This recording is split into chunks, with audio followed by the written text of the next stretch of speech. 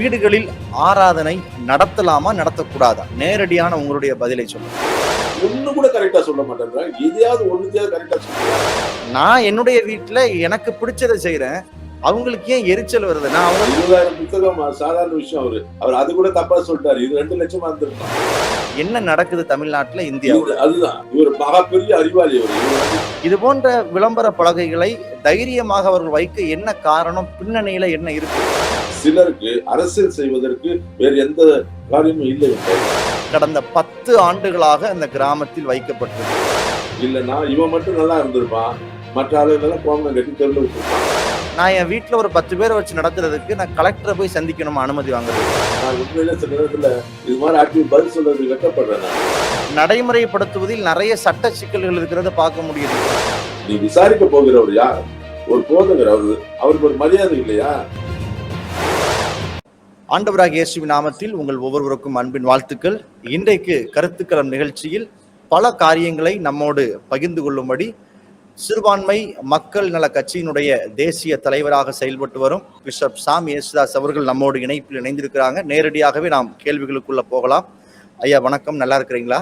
வணக்கம் ஐயா, ரொம்ப நல்லா இருக்கேன். குடியிருப்பு வீட்டை மத வழிபாட்டு தலமாகவோ பிரச்சாரம் செய்யும் இடமாகவோ மாற்ற அனுமதிக்க முடியாது என்று உயர்நீதிமன்ற மதுரை கிளை உத்தரவு பிறப்பித்துள்ளது. இந்த உத்தரவு நம்முடைய கிறிஸ்தவ வட்டாரத்தில் பலவிதமான அதிர்வலையை ஏற்படுத்தி இருக்கிறது. இந்த உத்தரவை நீங்கள் எப்படி பார்க்கிறீங்க? இதனுடைய சம்பவத்தையும் நான் சுருக்கமாக கூற விரும்புகிறேன். குமரி மாவட்டம் திங்கள் சந்தையை சேர்ந்த போதகர் மரியா ஆரோக்கியம் அவர்கள் தன்னுடைய சொந்தமான குடியிருப்பு பகுதியில் பல ஆண்டுகளாக, குறிப்பாக 1996 முதல் 2009 வரைக்கும் தன்னுடைய வீட்டில் வைத்து மத வழிபாடுகளை அவர் நடத்தி வந்திருக்கிறார். இந்நிலையில் அங்கிருக்கிற கலெக்டர் அதனை தடுத்து நிறுத்தியிருக்கிறார். அங்குள்ள மக்களின் வேண்டுகோளுக்கு இணங்க தற்போது அந்த தடையை நீக்க அவர் நீதிமன்றத்தை நாடிய போது நீதிமன்றம் கொடுத்த உத்தரவுதான் இது. குடியிருப்பு வீட்டை மத வழிபாட்டு தலமாகவோ பிரச்சாரம் செய்யும் இடமாகவோ மாற்ற அனுமதிக்க முடியாது என்று ஒரு அதிர்ச்சியான ஒரு உத்தரவை கொடுத்திருக்கிறது. இந்த உத்தரவை எப்படி பார்க்கிறீங்க? நீதிமன்றம் கொடுத்த உத்தரவு உங்கள் பார்வையில் என்ன? நீங்கள் புரிந்து கொண்டதை விளக்க அன்பாய் கேட்கிறேன். இது ஒரு ஆச்சரியமான ஒரு விஷயமாக எனக்கு தெரியவில்லை. ஏன்னா மதுரை நீதிமன்றம் சமீப காலத்திலே கொடுக்கிற பல இப்படிப்பட்ட தீர்ப்புகள் எல்லாம் ஒரு சாராருக்கு மட்டுமே நீதி கிடைக்கிற போல சொல்லப்படுகிறது. அதுக்கு உதாரணமாக என்னால் பல கேஸ்களை சொல்ல முடியும். இருந்தாலும் நீதிமன்றம் சொன்ன கருத்தை நாம் ஏற்றுக்கொள்வோம். ஆனால் நீதிமன்றம் சொன்ன கருத்து தான் முடிவானது என்றல்ல, அது மாற்றக்கூடியது. அதே நீதிமன்றத்திலே, மதுரை நீதிமன்றத்திலே, சென்னை உயர் நீதிமன்றத்திலே பல வழக்குகள் இப்படி சொல்லப்பட்ட தீர்ப்புகள் எல்லாம் மாற்றி சொல்லப்பட்டிருக்கிறது. கடந்த 2018 ஆண்டு மார்ச் மாதத்தில் ஒரு உத்தரவை மதுரை ஹைகோர்ட் கொடுத்திருக்கிறது. வீடுகளில் பிரார்த்தனை கூட்டம் நடத்தும் போது விசாரணை என்ற பெயரில் போலீசார் தொந்தரவு செய்யக்கூடாது என்று ஒரு உத்தரவை கொடுத்திருக்கிறாங்க. அதனுடைய ஹைகோர்ட் உத்தரவு நகல் என் கையில இருக்குது. அதுல அவங்க என்ன சொல்லியிருக்கிறாங்க அப்படின்னா, ஏற்கனவே இதற்கு அனுமதி கொடுக்கப்பட்டிருக்கிறது. வீடுகளில் பிரார்த்தனை கூடுகையில் நடத்த முன் அனுமதி தேவையில்லை என்ற ஒரு அனுமதி வழங்கப்பட்டிருக்கிறது. ஆகவே விசாரணை என்ற பெயரில் காவல்துறையினர் அத்துமீறி நுழைந்து தொந்தரவு செய்யக்கூடாது என்பதையும் அவங்க கோட் பண்ணி காட்டியிருக்கிறாங்க. அதுதான் நான் சொல்றேன். அதுக்காக தான் நான் தெளிவா உங்களுக்கு சொல்றேன். நீதிமன்றத்துடைய இந்த தீர்ப்பு எந்த ஒரு பெரிய காரியம் இல்லை. இது யாரோ சிலருடைய வற்புறுத்தலால கூட வழங்கியிருக்கலாம். அந்த நீதிபதி வழங்கியிருக்கலாம். இது மாற்றக்கூடாதது அல்ல. இன்னொரு தீர்ப்பை கூட நான் இப்போ இன்னொரு வழக்குடைய தீர்ப்பை நான் உங்களுக்கு சொன்னேன்னா இன்னும் ஆச்சரியமா இருக்கும். வீடுகளில் ஆராதனை நடத்தும் போது அதுக்கு டிஸ்டர்ப் பண்ண ஒரு இன்ஸ்பெக்டருக்கும் தாசில்தாருக்கும் 50,000 ரூபாய் பெனால்டி போட்டு அவனோட சம்பந்தத்துல புடிச்சுக்கோன்னு சொல்லியிருக்கு. ஆமா, கோவை ஜோதிபுரத்தை சேர்ந்த விட்டல்தாஸ் அவருடைய வழக்கு அது சென்னையில் மனித உரிமை ஆணையத்தில் தாக்கல் செய்த போது அவருக்கு தடையாக இருந்த அந்த தாசில்தாருக்கும் அந்த இன்ஸ்பெக்டருக்கும் 25,000 தோராயமாக 50,000 ரூபாய் அபராதம் செலுத்தப்பட்டிருக்கிறது. போட்டு அரசாங்கம் நீங்க கொடுத்துட்டு அவங்க சம்பளத்துல புடிச்சுக்கோங்கன்னு எழுதியிருக்காரு. ஆகவே இது பாத்தீங்கன்னா மாறுபட்ட பல தீர்ப்புகள் உண்டு. இது இன்னைக்கு மட்டும் கிடையாது. இதே கன்னியாகுமரி மாவட்டத்திலே தங்கம் என்பவர் அவர் ஒரு வழக்கு தொடுக்கிறார். வீடுகளில் ஆராதனை நடத்துறதை குறிச்சு. அன்னைக்கு இருக்கிற அந்த நீதிமன்றம், அதே மதுரை நீதிமன்றம் சொல்லியிருக்கு, இல்ல அது மாதிரி அவர் வீட்டை ஆராதனை செய்வது யாரும் தடை செய்யக்கூடாது. இதே கன்னியாகுமரி மாவட்டத்துல எங்கிட்ட அந்த வழக்குடைய டீட்டெயில் இருக்கு, அது வேணா தரேன். ஆகவே இது ஒரு சாதகமான கொடுக்கப்பட்ட தீர்ப்பு. ஒருவருக்கு ஃபேவரா கொடுத்திருக்காங்கன்றதால இது இறுதி தீர்ப்பு அல்ல. இதுதான் முடிவும் அல்ல. இவங்க வந்து என்ன சொல்றாரோ அந்த கேஸ் நாங்க அந்த பத்திரிகையில் வந்த செய்தியின்படி அந்த வழக்குடைய தீர்ப்பை நான் வாசித்து பார்க்கும்போது 80% மக்கள் அங்க இவர்களை எதிர்க்கிறாங்கன்னு போட்டிருக்கு. 80% மக்கள். இவர் வந்து கிட்டத்தட்ட 6 வருடங்களுக்கு மேலாக அங்க சபை நடத்திட்டு இருக்காரு. 6 வருடத்துக்கு மேலாக சபை நடத்த இவர் கேஸ் எப்ப போடுறாரு? சமீபத்துல போடுறாரு. அப்ப 6 வருஷமா அவர் மேல காழ்ப்புணர்ச்சி இல்ல. 6 வருஷமா யாரும் இவரை வந்து டிஸ்டர்ப் பண்ணல, ஒண்ணும் செய்யல. இப்ப ஒருவருக்கு மட்டும் திடீர்னு இப்படி தோன்றி வழக்கு போட்டு இவர் கோர்ட்டுக்கு எடுத்துட்டு வர்றாருன்னா இதோடைய பின்னிலையை நீங்கள் நல்லா விசாரிச்சு பாத்தீங்கன்னா, மதம் சார்ந்த இயக்கம் கிறிஸ்துவர்களை வேண்டுமென்றே டிஸ்டர்ப் பண்ணுவதற்காக, கிறிஸ்துவர்களுக்கு பிரச்சனை கொடுக்கறதுக்காக அவர்கள் அப்படி செய்தால் தங்களுடைய இயக்கத்திலிருந்து அவங்களுக்கு வந்து தங்களுடைய கட்சியிலிருந்து அவங்களுக்கு பொறுப்பு கிடைக்குது, பணம் கிடைக்கிறது, கிறிஸ்துவர்களுக்கு எப்படியாவது தமிழ்நாட்டில் டிஸ்டர்ப் பண்ணணும், அவங்கள வந்து எப்படியாவது பிரச்சனைக்கு உருவாக்கணும்ன்ற நோக்கத்தில் போடப்பட்ட வழக்கே தவிர எப்படி 80% மக்கள் சொல்லி கோர்ட் எப்படி அவ்வளவு தெளிவா சொல்ல முடியும்? அவ்வளவு பேர் என்ன அவ்வளவு பேர் கோர்ட்ல கூண்டில் ஏறி அவங்க எல்லாம் சாட்சி சொன்னாங்களா? 80% எப்படி இவர் சொல்றாரு? ஆகவே இதெல்லாம் வந்து திரிக்கப்பட்ட ஒரு வழக்கு தான். இது வந்து அங்க இருக்கிற அந்த நீதிபதி ஒரு அவசரப்பட்டு ஏதோ ஒரு நிர்பந்தத்தினாலே கூட இந்த தீர்ப்பை கொடுத்திருக்கலாம். ஆனா கொடுக்கப்பட்ட தீர்ப்பை நாம் உண்மையை ஏற்றுக்கொள்ளலாம். ஏன்னா அது மாற்ற முடியாதது அல்ல. வேற கோர்ட்டுக்கு போனால் அது மாற்றி விடலாம். வேற கோர்ட்ல போய் விசாரிக்கும் போது சரியாக அதை நாம் பதிவு செய்தால் அது மாற்றக்கூடியது. ஆனால் இது என்ன யோசிக்கிறாங்கன்னா, இப்படி எல்லாம் சொன்னா கிறிஸ்துவர்களுடைய தங்கள் பணியை நிறுத்தி விடுவார்கள், கிறிஸ்துவர்களுக்கு வந்து இப்படி அச்சுறுத்தலாம் அப்படின்னு. ஆனா கன்னியாகுமரி மாவட்டத்தை பொறுத்து மண்டைக்காடு பிரச்சனைக்கு அப்புறம் போடப்பட்ட அநேக வழக்குகள்ல பாத்தீங்கன்னா தீர்ப்பு இவங்களுக்கு வந்து சில சபைகளை பூட்டி இருக்கிறார்கள், சில திறக்க வழிவகுத்திருக்கு. ரெண்டுமே மாறி மாறி தான் அங்க கிடைச்சிருக்கு. ஆகவே இதை குறித்து நாம் எந்த கிறிஸ்தவர்கள் அச்சப்படவோ கலக்கப்பட வேண்டிய அவசியம் இல்லைன்னு தான் நான் கருதுகிறேன். ஐயா, அதாவது வீடுகளில் ஆராதனை நடத்துவது, வீடுகளில் ஜப கூட்டங்கள் நடத்துவது இன்றைக்கு நேற்று ஆரம்பித்த வழக்கம் அல்ல. ஆதி திருச்சபை உருவான காலத்திலிருந்தே வீடுகள் தோறும் கூடி வருவதும், அங்கு மத கருத்துக்களை பகிர்ந்து கொள்வதும், அவர்கள் ஒன்றாக இருந்து ஜெபிப்பதும், இது ஆதி திருச்சபை காலத்திலிருந்தே தொன்று தொற்று வழக்கமாக வந்து கொண்டே இருக்கும் நிலையில், இப்போ வீடுகளுக்குள்ள ஆராதனை நடத்தக்கூடாது என்ற உத்தரவு அநேகருக்குள்ள ஒரு வகையான கலக்கத்தை ஏற்படுத்துகிறது. ஏனென்றால் ஒரு திருச்சபையின் சார்பாக பல வீடுகளில் ஜப குழுக்கள் நடைபெறுகிறது. சில நேரங்களில் சிறிய அளவிலான சபைகள் கூட வீடுகளில் இயங்குகிறது. வாடகை கட்டிடங்களிலோ சொந்த பட்டா நிலத்திலோ அது இயங்குகிறது. அம்மையார் செல்வி ஜெயலலிதா அவர்கள் இருக்கும்போது கூட சொந்த பட்டா நிலத்தில் ஆராதனை நடத்த எந்த தடையும் இல்லையே என்ற ஒரு வார்த்தையும் அவர்கள் பயன்படுத்தி இருக்கிறார்கள். இப்படி இருக்க தொடர்ந்தேச்சியாகவே வீடுகளில் இதுபோல வாடகை கட்டிடங்களில் ஆராதனை நடத்துவோருக்கு பிரச்சனைகளும் சவால்களும் ஏராளம் பெருகி கொண்டே வருவதை பார்க்க முடிகிறது. இதுல இருந்து என்ன தெரியுது? ஆதி கிறிஸ்தவர்களுக்கு வீடுகளில் ஆராதனை நடத்த பிரச்சனை இருந்திருக்கு. அந்த பிரச்சனை இன்னும் தொடருது. இது கிறிஸ்தவம் ஆரம்பித்த நாட்கள் இருந்து இன்னைக்கு வரைக்கும் இருக்கு. அதான் அந்த சத்துரு அன்னைக்கு என்ன திட்டம் போட்டானோ அதே திட்டத்தை தான் மாத்தி மாத்தி அவன் செயல்படுத்திட்டே இருக்கிறான். இன்னைக்கு வரைக்கும் வருது. ஆனா இன்னைக்கு வரைக்கும் நம்மளும் விடல, அவனும் விடல.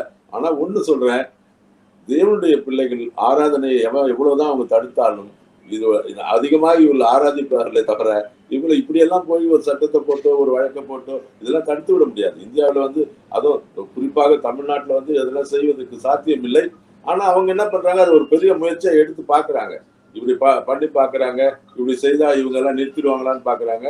ஆனால் அது சரியான முறை என்று ஜெயலலிதா, நீங்க அருமையா ஒரு வார்த்தை சொன்னீங்க. ஜெயலலிதா அதே கன்னியாகுமரி மாவட்டத்திலிருந்து தான் அந்த அம்மா முதலமைச்சராக இருக்கும்போது அந்த தேர்தலை நோக்கி அந்த அம்மா சொல்லும் போது சொன்னாங்க, எந்த மதமாற்ற தடை சட்டத்தை போட்ட ஜெயலலிதாவோ அதே ஜெயலலிதா தன் வாயில் அறிக்கப்படுற கன்னியாகுமரியில பட்டா இடத்தில் உன் சொந்த இடத்துல வீடு கட்டி அதுல நீ ஆராதிக்கிறதுக்கு எவன் உன்னை தடை செய்ய முடியும்னு கேட்கிறாங்க. அந்த இடத்துல கேட்டாங்க.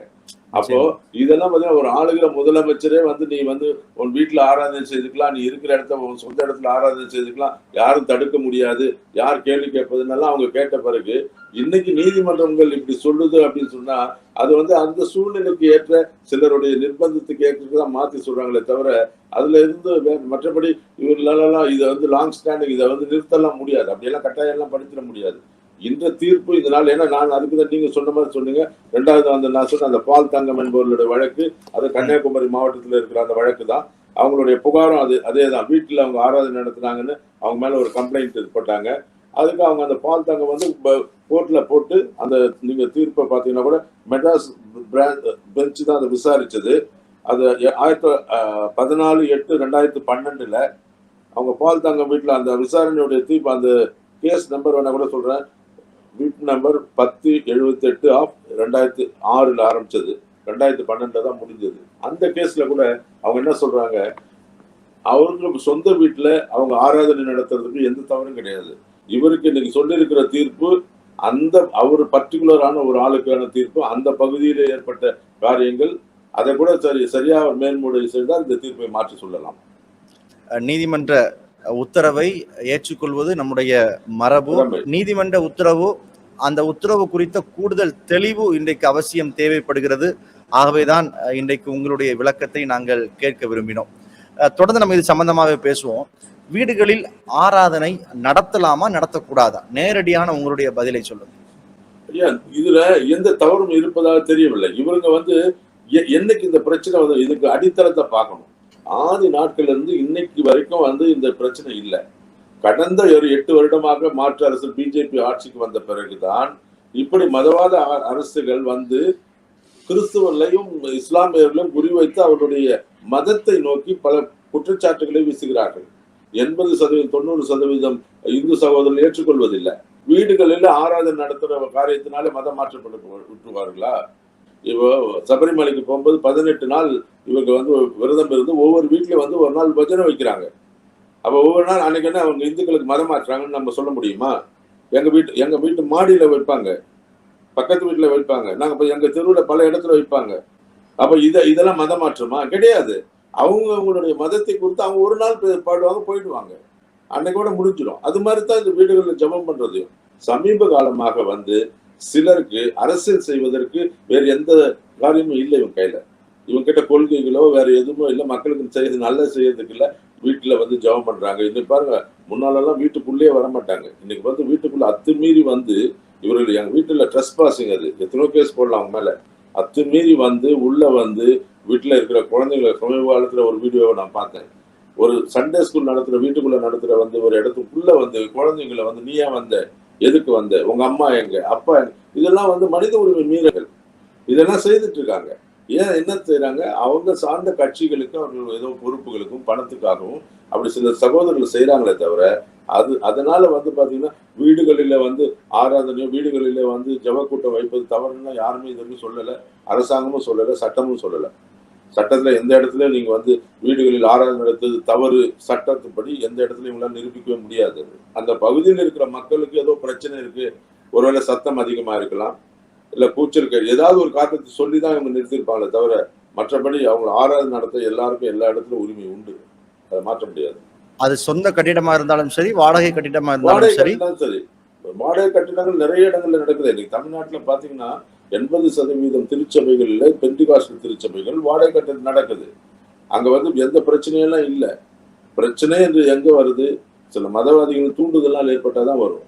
மற்றபடி எத்தனையோ இடங்களில் சபை நடக்கிறது அந்த தெருவில் இருக்கிறவங்க கூட தெரியாது, பக்கத்துல இருக்கிறவங்க தெரியாது. இவர்கள் தான் வேண்டும் என்று, இவர்களுக்கு என்ன, யாராவது ஒரு பாஸ்டர் பிடிச்சி ஒரு பிரச்சனை கொடுத்து போலீஸ் ஸ்டேஷன்ல கொண்டு போனா இவர்களுக்கு கட்சியில பேர் வரும், இவங்களுக்கு பதவி உயர்வு வரும், பணம் கிடைக்கும் அப்படின்ற ஒரு தாழ்வான ஒரு ரொம்ப சில்லியான ஒரு காரணத்துக்காக தான் இதை செய்துட்டு இருக்காங்க, தங்கள் வளர்ச்சிக்காக. மற்றபடி இதுல அவங்க சொல்ற அளவுக்கு எந்த மத மாற்றம் எல்லாம் ஒரு பெரிய மத மாற்றமோ இல்லை பிரச்சனையோ கிடையாது.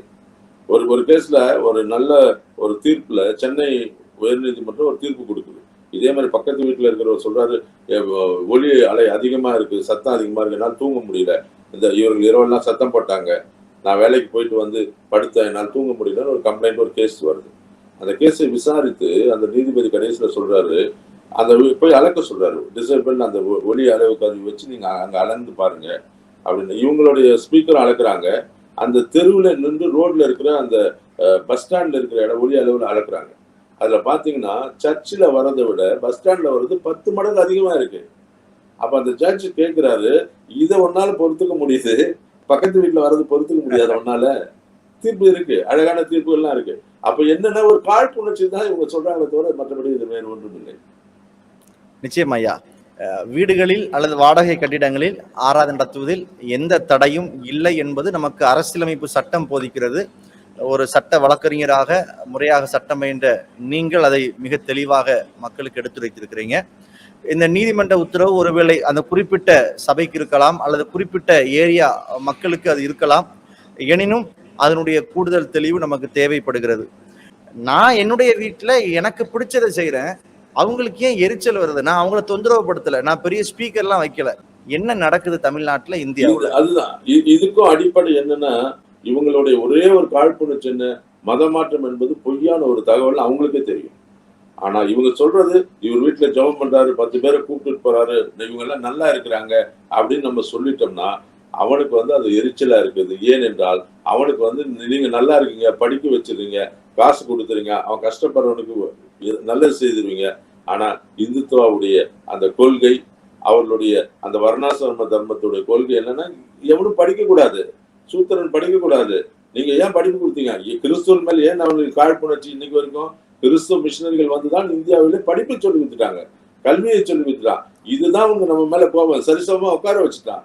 மெக்கல்ல என்பவன் வந்து ஒரு சட்டம் போடுறான், முதலாவது நீங்க வந்து சூத்திரன் சேர்ல உட்கார கூடாதுன்னு. அப்ப வந்து ஒரு ஆங்கிலேயன் வந்து இங்க சட்டம் போட்டு கொடுக்குறான், சரிசமமா நீ உட்காரலாம், அவனுக்கு சேர்ல உட்கார உரிமை இருக்குன்னு ஒரு சட்டத்தை போட்டு கொடுக்குறான். அப்போ நமக்கு முன்னோடியா இருந்த ஃபோர் ஃபாதர்ஸ் தான், அவங்களுக்கெல்லாம் வந்து யாருக்குமே நில சொத்துக்கெல்லாம் வந்து டாக்குமெண்டேஷனே கிடையாது. எங்க தாத்தா பாட்டி அப்படின்னு நம்ம முன்னாடி ஒரு 5-10 ஜெனரேஷன் முன்னாடி எடுத்துட்டீங்கன்னா, உங்க நிலம் எங்கப்பா இருக்குன்னா அங்க இருந்து காட்டும். இந்த மரத்துல இருந்து இந்த மரம் வரைக்கும், இந்த வரப்புல இருந்து இந்த வரப்பு, ஏதாவது எழுத்துல கிடையாது. ஆங்கிலேயன் வந்துதான் முதலாக நமக்கு வந்து ஒரு டாக்குமெண்டேஷன் கொடுத்து நீ எழுதி எல்லாம் வச்சுக்கணும். அப்போ இவர்கள் எல்லாவற்றையும் இவனுக்கு கற்றுக் கொடுத்து விட்டார்கள். இந்த தேசத்துல இவங்க எல்லாம் வந்து சூத்திரர்களுக்கும் மற்ற ஆட்களுக்கும் எல்லாம் எல்லா விஷயத்தையும் இவன் உணர்த்திட்டான்.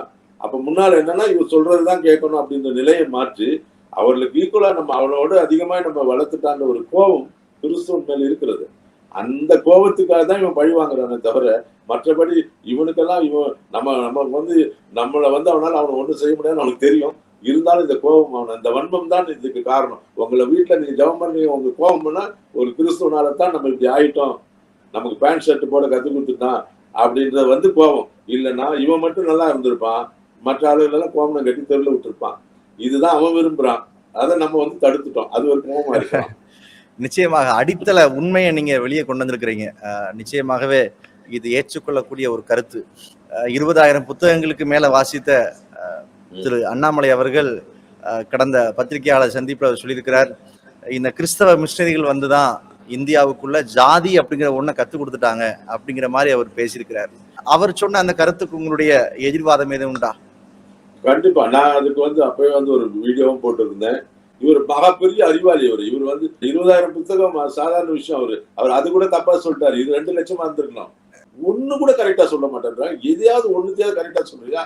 உன்னுடைய வர்ணாசிர தர்மம் தான் வந்து உனக்கு சூத்திரன் என்ன இவ்வளவுத்தையும் கத்துக் கொடுக்குது.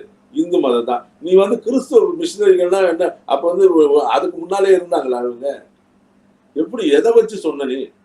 ஒரு விளக்கம் சொல்லணும். அதுக்கு கிறிஸ்துவ மிஷினரிகள் வந்தாரு, இவர்தான் எதையுமே சொல்லாது பொத்தாம் போக்குல போகும்போது எதாவது அடிச்சு விட்டு போயிட்டே இருக்கிறதா? இதெல்லாம் நமக்கு வந்து அதான சொல்றேன். இது காமராஜ், அண்ணாதுரை போன்ற மிகப்பெரிய நம்ம கருணாநிதி போன்ற ஆற்றல் மிகு தலைவர்கள், எம்ஜிஆரை போன்ற ஆளுமைகள் எல்லாம் இருந்த இந்த ஊர்ல இவனை மாதிரி ஆளெல்லாம் பார்க்க வேண்டியது இருக்கேன்னு நினைக்கும் போது உண்மையிலே துக்கமா இருக்கு எனக்கு. அரசியல் இவங்க கூட போய் அரசியல்ல போய் நிக்கணும் போது நான் உண்மையிலே சில நேரத்துல இது மாதிரி ஆட்களுக்கு பதில் சொல்றதுக்கு வெக்கப்படுறேன் நான். ஏன்னா நாங்க இந்த நாட்டில் வித்தாக வீழ்ந்தவர்கள். இந்த நாட்டுல மிஷினரிகள் எல்லாம் வந்து தன் ரத்தத்தை சிந்தி தன் தேசத்திலிருந்து கோடி கோடியாய் பணத்தை கொண்டு வந்து இங்க கல்லூரிகளையும் இங்க வந்து பெரிய பெரிய மருத்துவமனைகளையும் கட்டி இந்த மக்களுக்கு வந்து நாங்க எழுத்தறிவித்து இந்த மக்களுக்கு வந்து எல்லாவற்றையும் சொல்லி கொடுத்தவர்கள் நாங்க. கிறிஸ்தவர்கள் இன்று வந்து புரிய ஆரம்பித்து விட்டார். இவ்வளவு நாள் இவங்களுக்கு எல்லாம் புரியல, நமக்கெல்லாம் எதுக்கு அந்த வேலை நினைச்சிட்டு இருந்தாங்க. இன்னைக்கு வந்து தெளிவாக புரிகிறது இப்படி வந்து ஆட்களை பார்க்கும்போது. சமீபத்தில் ஒரு போஸ்டர் பார்க்க முடிஞ்சது. நெல்லை மாவட்டம் அனந்தநாடார்பட்டி கிராமத்துல ஒரு சர்ச்சைக்குரிய ஒரு பலகை வைக்கப்பட்டிருக்கிறது. அது இன்று நேற்று வைத்தது அல்ல, சுமார் 10 ஆண்டுகளாக அந்த பலகை இருக்கிறது. என்ன அப்படின்னா, இந்துவாகவே பிறந்தோம், இந்துவாகவே வாழ்வோம், பிற மதத்தினர் ஊருக்குள் பிரச்சாரம் செய்ய அனுமதி இல்லை, இவன் ஊர் பொதுமக்கள் அனந்தநாடார்பட்டி என்ற ஒரு வாசகம் பொருந்திய ஒரு பலகை கடந்த 10 ஆண்டுகளாக அந்த கிராமத்தில் வைக்கப்பட்டிருக்கிறது. இது குறித்து உங்களுடைய பார்வை என்ன? கடந்த ஒரு 15 நாட்களுக்கு முன்பாகத்தான் நான் நேரடியாக அந்த அனந்தநாயகப்பட்டி என்ற ஊருக்கு போய் அந்த பதாகை பக்கத்துல நின்று ஒரு போட்டோ எடுத்தேன். ஏன்னா ஒரு விவாதத்திலே ஒருத்தர் என்கிட்ட சொன்னார், இது மாதிரி தமிழ்நாட்டுல ஒரு இடம் இருக்கு அப்படின்னு நான் சொன்னதுக்கு அவர் ஒத்துக்கல. அப்படியெல்லாம் இருந்தால் நீங்கள் வழக்கு தொடுத்திருக்கலாம்னு. அந்த ஒரு ஊரில் மட்டும் இல்லை, நீங்க பாத்தீங்கன்னா அங்க 6 ஊர்ல அது மாதிரி எழுதியிருக்காங்க. இந்த ஊருக்குள்ள மத அவர்களுக்கு பிரச்சாரம் யார் அதிகாரம் கொடுத்தது? ஒரு சின்ன பிளெக்ஸ் அது வந்து வைக்கிறதுக்கே காவல்துறையில போய் அனுமதி வாங்க வேண்டி இருக்கிற இந்த சூழ்நிலையில இவ்வளவு வெளியரங்கமா ஒரு போர்டை வச்சிருக்கிறாங்க. இன்க்ளூடிங் நம்ம கவர்மெண்ட் ஆஸ்பத்திரியில நெல்லை அரசு மருத்துவமனையிலையும் இப்படிப்பட்ட ஒரு ஒரு வாசகம் பொருந்திய ஒரு விளம்பர பலகை இங்கு வைக்கப்பட்டிருக்கிறது.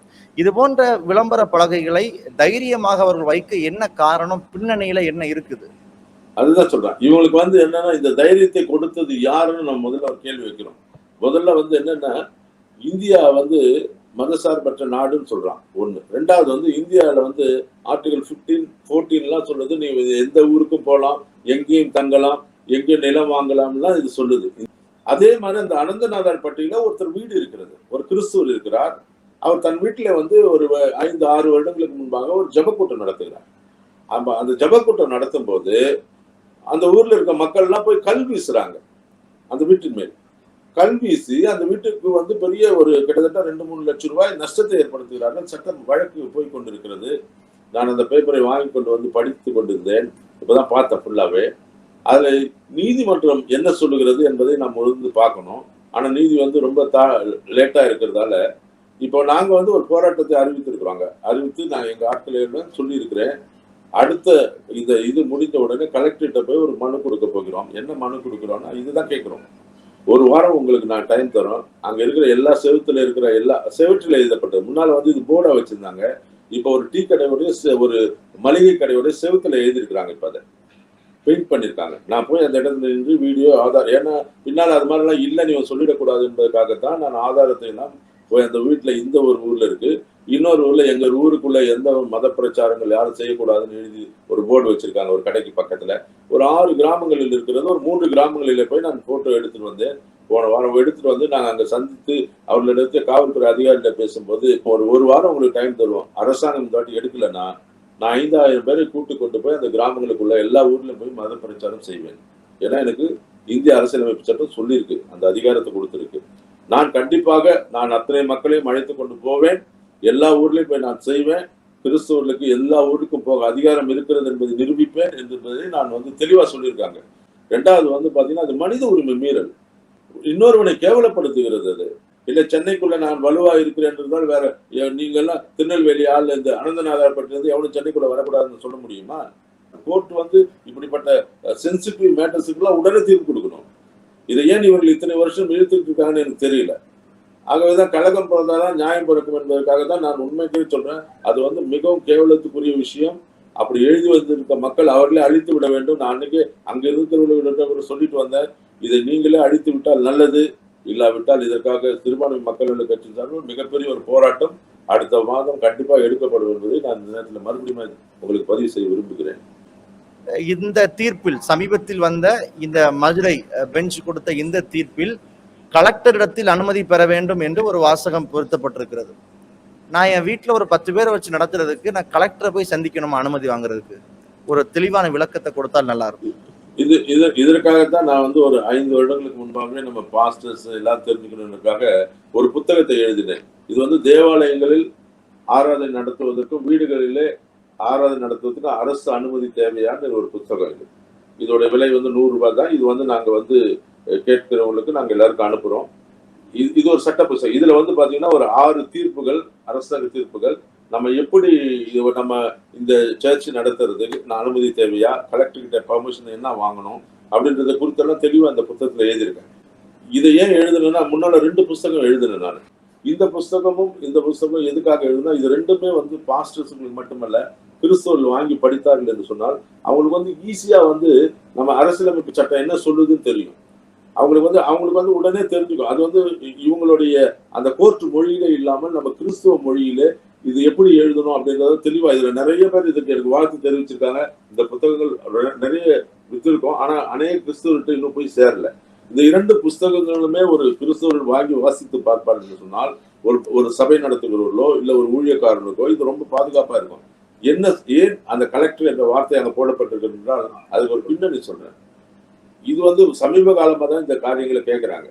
அது வந்து ஒரு நம்ம கோயம்புத்தூர்ல ஒரு பிரச்சனை வரும்போது ஒரு திருச்சபைக்கு நேராக எடுக்கப்பட்ட முதல் அங்கதான் வந்து கலெக்டர் கிட்ட பர்மிஷன் வாங்கினேன் அந்த ஒரு கேள்வி வந்தது. அது வரைக்கும் தமிழ்நாட்டுல வேற எந்த பகுதிகளிலுமே வரல. ஏன்னா அங்கதான் அதிகமான இந்த சங்கிகள் என்று சொல்லப்பட்ட அந்த இந்துத்துவவாதிகள் கிறிஸ்துவ தாக்குதல் நடத்தின காலத்துல கேட்டாங்க முதல்ல. அப்போ அதுக்கப்புறம் தான் அது தமிழ்நாட்டில் பேசப்பட்டு ஒரு 4-5 வருட காலமா இப்ப எல்லாரும் வந்து பொதுவா எல்லா இடத்துலயும் கலெக்டர் தான்.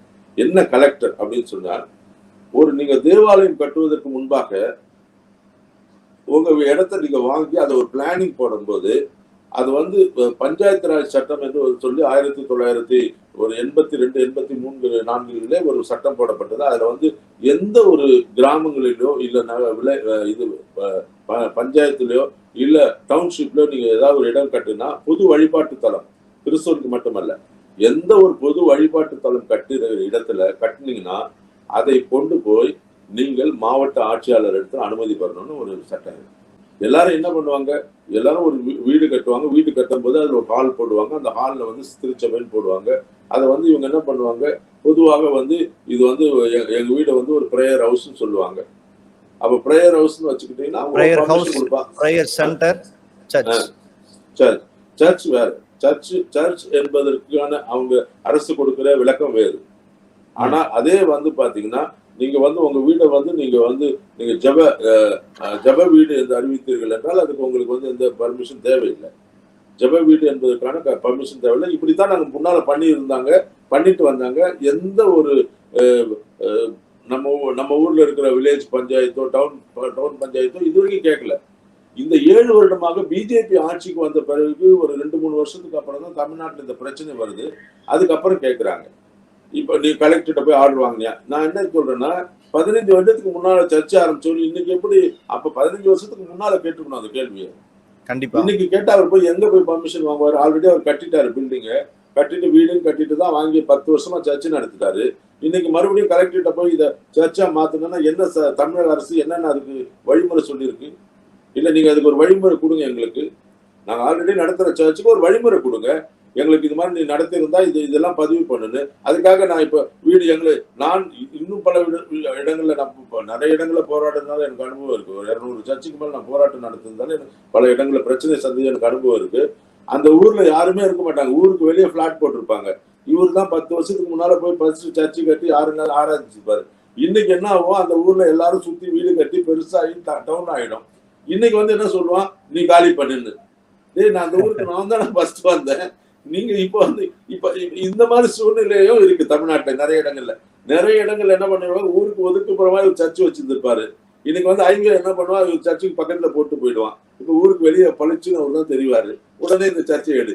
இப்படித்தான் பிரச்சனைகள் வருகிறதே தவிர யாருமே வலுக்கட்டாயமா அரசு சொன்னால் கரெக்ட், கலெக்டர் சொல்றாரு இனிமேல் கட்டுகிற சபைக்கு புதிய சபைகளுக்கு நீ ஆர்டர் வாங்கினா கரெக்ட். அவர் சொல்றாரு என்ன நீ சொல்ற மாதிரியே நாங்க அளந்து நாங்க கட்டி நீ சொல்ற அப்ளிகேஷன் கொடுக்குறோம், நீ கொடுத்துரு. இப்ப கொடுக்க ஆரம்பிச்சுட்டாங்க நிறைய சபைகளுக்கு. கட்டும் போது அவங்க கேட்கறாங்க, கலெக்டர் வந்து கரெக்டா இருந்தா பர்மிஷன் கொடுக்குறாங்க. நான் இல்லைன்னு சொல்லல.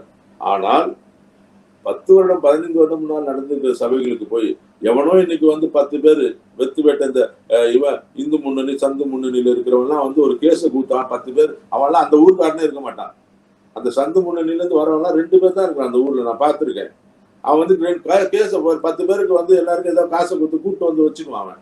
அவனை உடனே இன்ஸ்பெக்டர் வந்து அவன் 10 பேர் வந்து கம்ப்ளைண்ட் கொடுத்துட்டான். எவனுக்காவது அந்த தெருவில் அட்ரஸ் இருக்கா கேட்டு பாருங்க, இருக்காது. அந்த ஊர்ல இருக்க மாட்டான். பேர் மட்டும் லெட்டர் பேட் வச்சிருப்பான். நாங்க இவனுங்கன்னு லெட்டர் பேட் எடுத்துட்டு வந்து கொடுத்துருவானுங்க.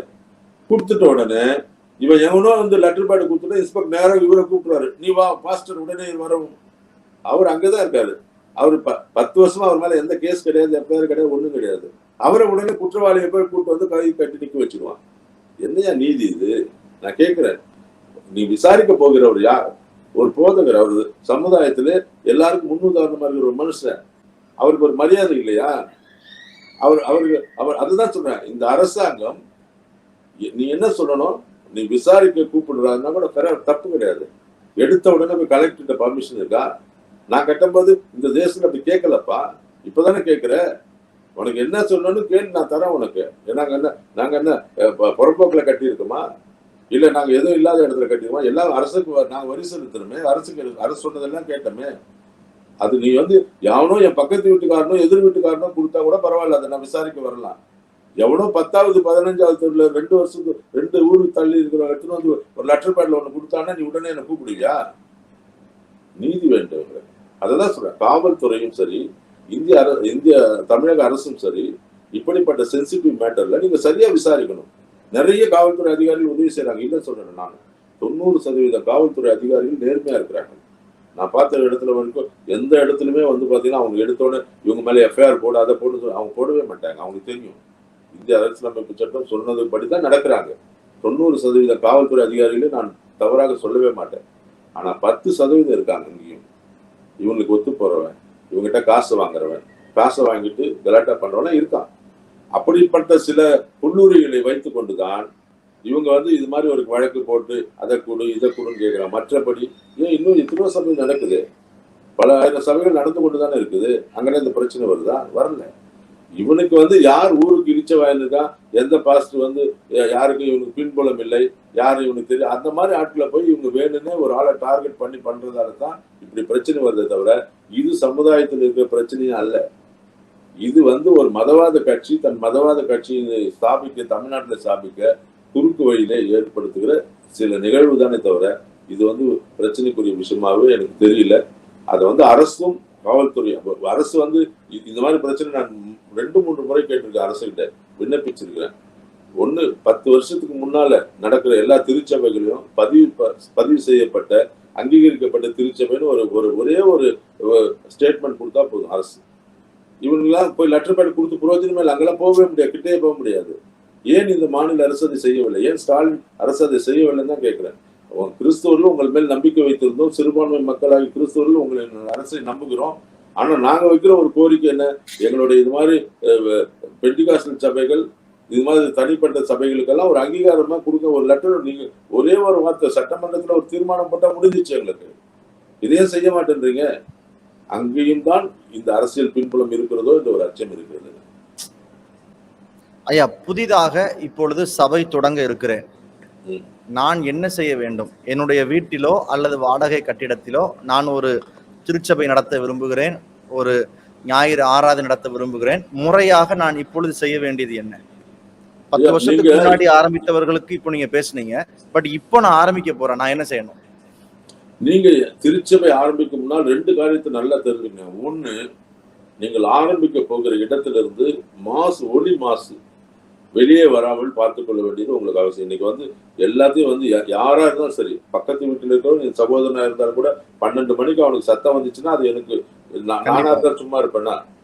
அதனால வந்து அந்த ஒளி மாசு வராமல் பார்த்துக் கொள்ள வேண்டும். அது வந்து பெண்டிகாஸ்டல் பாஸ் எல்லாத்தையும் நான் ரிக்வஸ்ட் பண்ணி கேட்கிறேன். நீங்கள் எந்த இடத்துல ஆலயம் கட்டினாலும் பக்கத்துல இருக்கிறவங்களை டிஸ்டர்ப் பண்ணாத மாதிரி உங்கள் ஆலயத்துடைய ஒளி மாசு சத்தம் இருக்க வேண்டும். 1.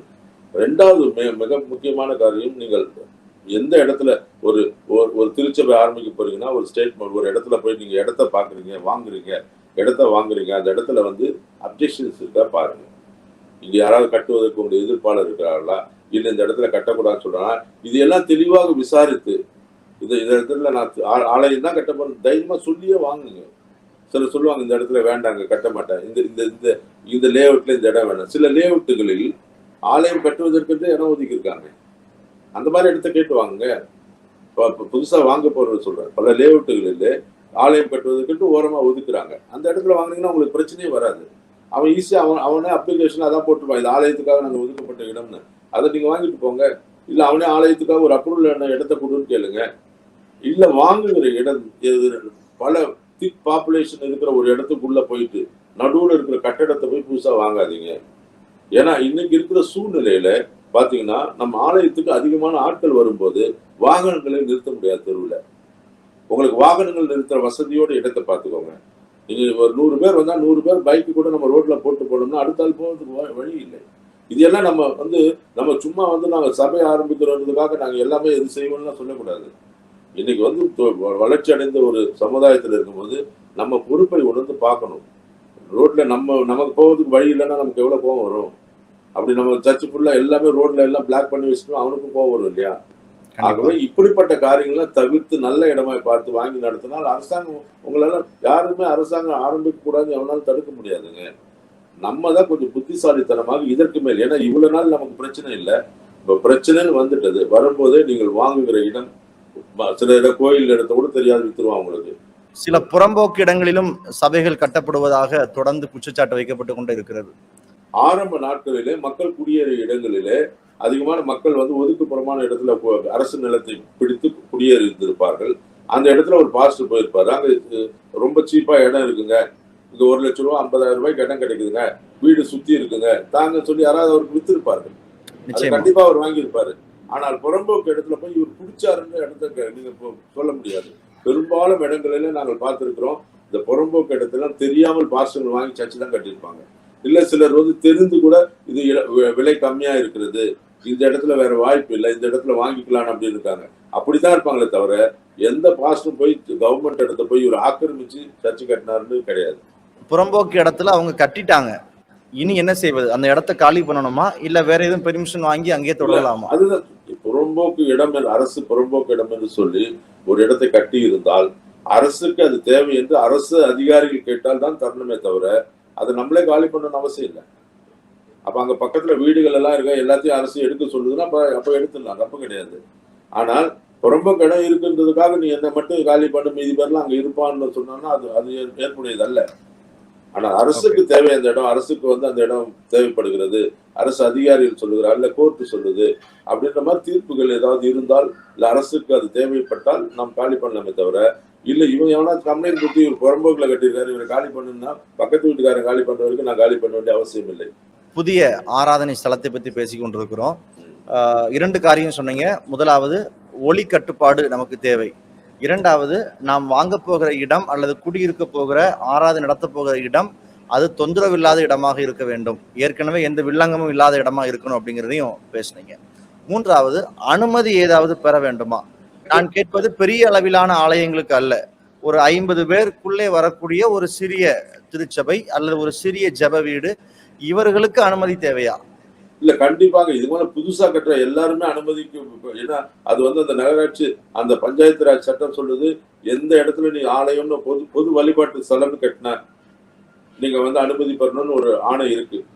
அப்ப அததான் அவங்க இப்ப கோட் பண்றாங்க. அதன்படி ஆணை இருக்குது, நடைமுறைப்படுத்துவதில் நிறைய சட்ட சிக்கல்கள் இருக்கிறத பார்க்க முடியுது. இப்ப உதாரணத்துக்கு, நான் ஒரு வீட்டுல குடியிருக்கிறேன், அங்கு ஆராதனை நடத்துகிறேன், எனக்கு அனுமதி தாருங்கள் என்று நான் யாரிடத்தில் போய் கேட்பது? அந்த பகுதியில் இருக்கிற அந்த தாசில்தார் மணியக்காரிடத்தில் கேட்டு கலெக்டர்கிட்ட இன்னொரு அனுமதி பெறணும்.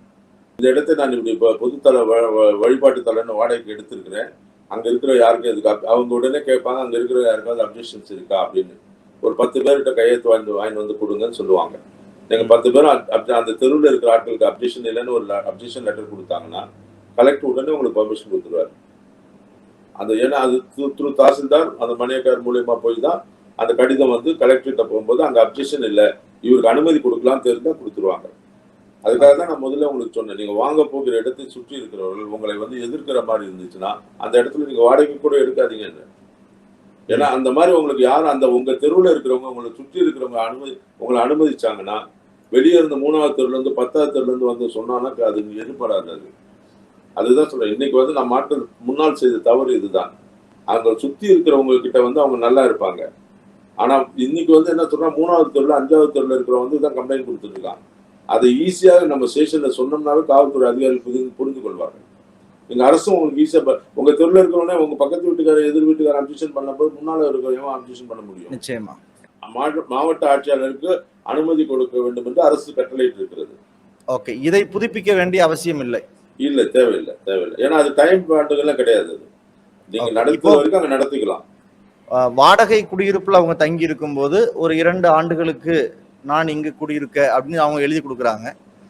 இப்போ இந்த அனுமதி அப்ப 2 வருஷத்துக்குள்ள தானே வரும். அந்த இடத்துக்கு 2 வருஷம் தான் இருக்கும். ஏன்னா உங்களுக்கு எவ்வளவு நாள் அங்க இருக்கிறதோ அது வரைக்கும் தான் இருக்கும். அது ஆமா, அந்த அக்ரிமெண்ட்ல அவங்க என்ன எழுதுறாங்களோ அந்த இயர் தான். ஆமா, நீங்க அதை புதுப்பிச்சீங்கன்னா மறுபடியும் அதே போய் நீங்க கலெக்டர்கிட்ட கொடுத்து புதுப்பிச்சுக்கலாம். இந்த வீடுகளில் ஆராதனை நடத்துவது, வாடகை கட்டிடங்களில் ஆராதனை நடத்துவது, இது தொடர்பான பல சந்தேகங்களுக்கு நீங்கள் வெளிப்படையாக நேரடியாக உங்களுடைய அனுபவத்திலிருந்து கூடுதல் விளக்கங்களை கொடுத்திருக்கிறீங்க. எங்களுடைய அழைப்பை ஏற்று அரங்கில் வந்து பல கருத்துக்களை தெரியப்படுத்திருக்கிறீங்க. ரொம்ப நன்றி ஐயா. வணக்கம். நேயர்களுக்கும் நன்றியை தெரிவித்துக் கொள்கிறேன். தேங்க்யூ. நன்றி.